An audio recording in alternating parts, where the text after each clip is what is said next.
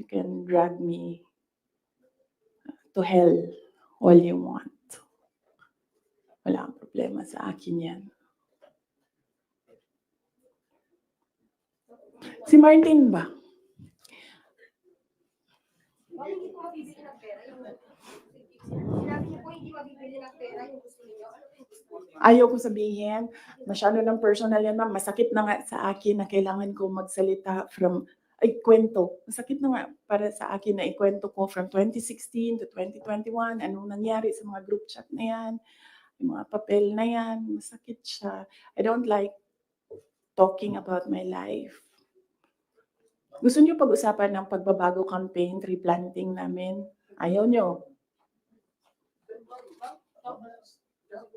I understand po ma'am yung 2022 to 2023. I mean, kasama kayo lagi ni Speaker Martin Romualdez sa mga event.